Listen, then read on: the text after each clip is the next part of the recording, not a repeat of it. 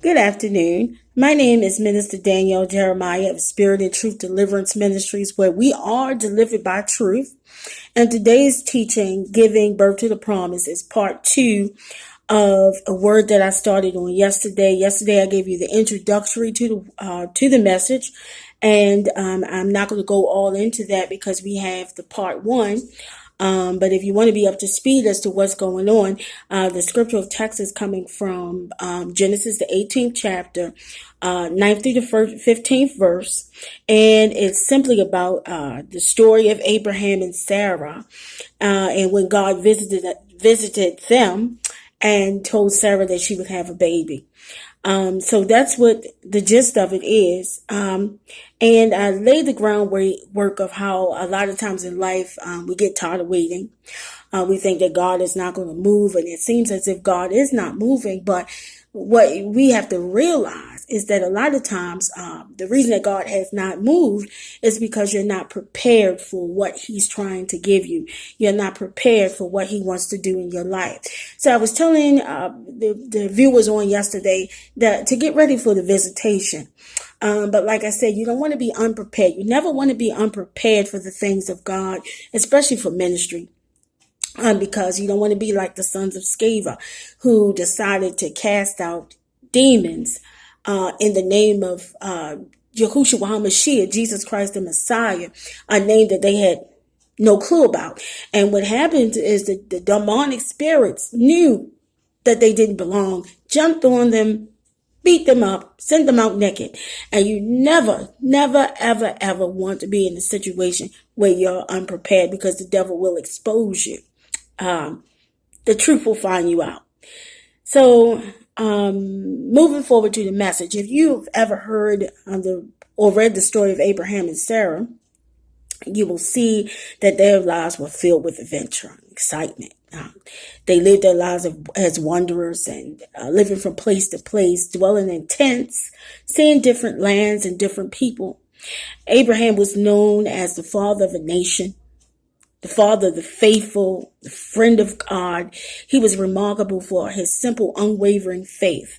He was the father of a nation, but before he was any of these things, he was just plain old Abraham, son of Terah, born in the Arab Chaldea. He lived amongst an adulterous nation, married to a woman named Sarai, whose name was later changed to Sarah, which meant princess, who was later the mother of a nation.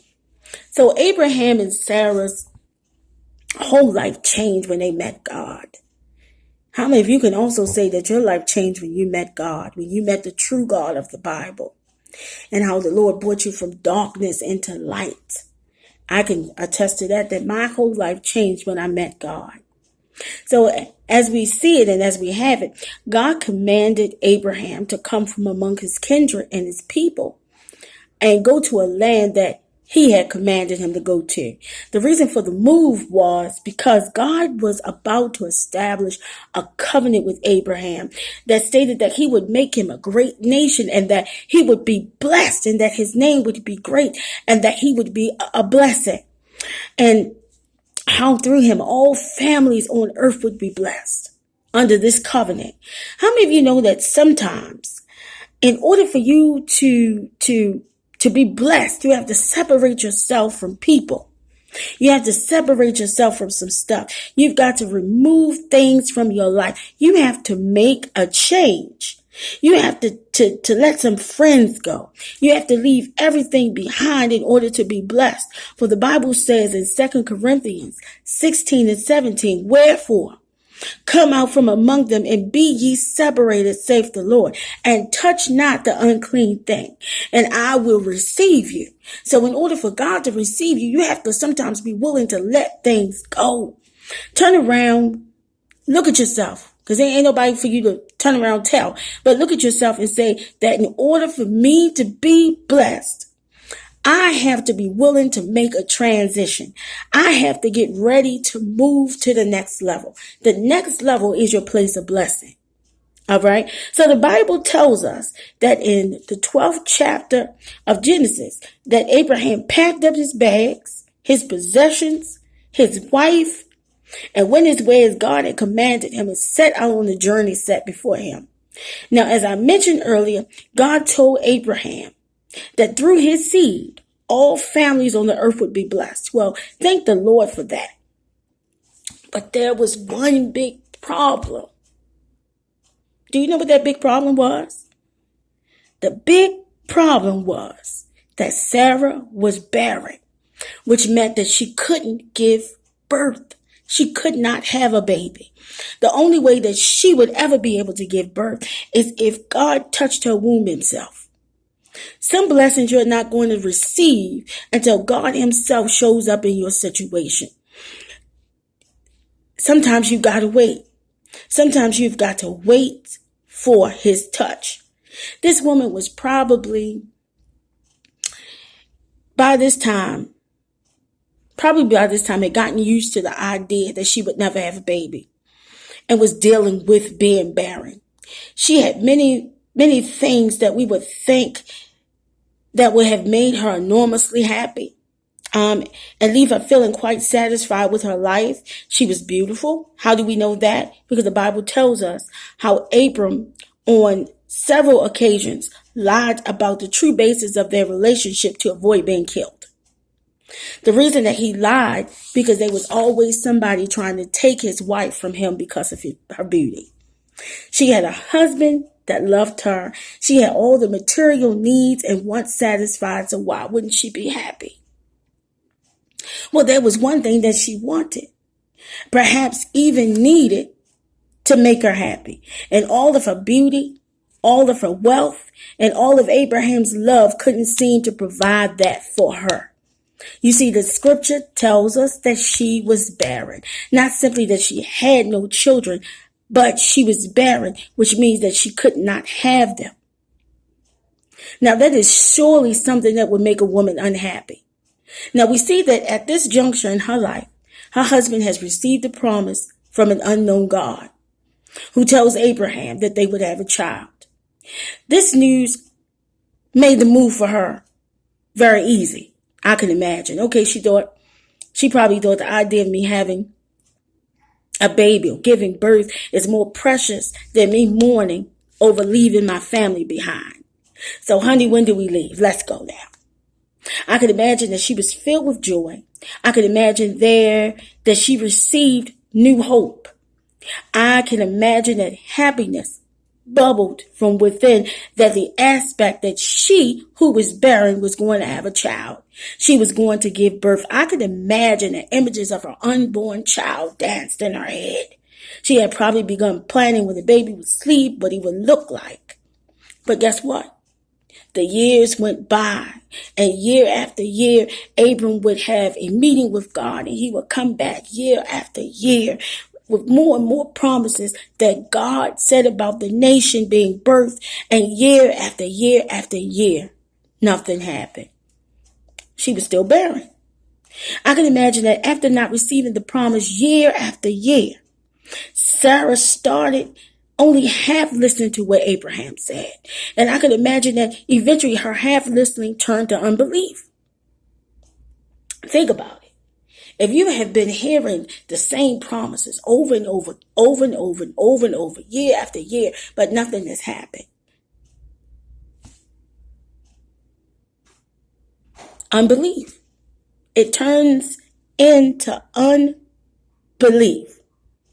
This took place because she probably at this time no longer had faith in her husband's words, God's words, or herself. I could imagine also that Sarah began to come to the assumption that it was her fault that she was not getting pregnant. But oh my God, God has perfect timing and he knows exactly when to do things. My God. So she did the inevitable.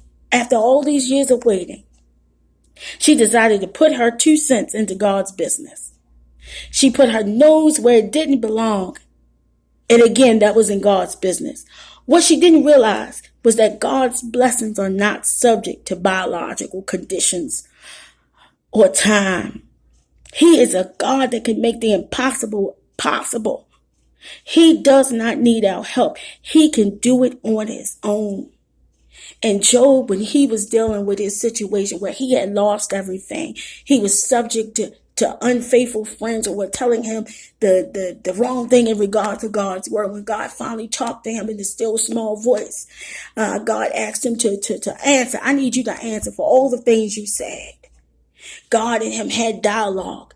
And Job eventually said, God, I know that you can do anything.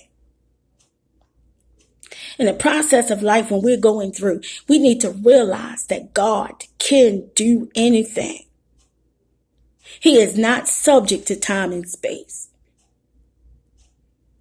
When we think it's time for blessings, sometimes we're not prepared. But God is not subject to time or space. He can make the impossible possible simply because he's God. Oh my God. So that's how it's been for some of us. Year after year.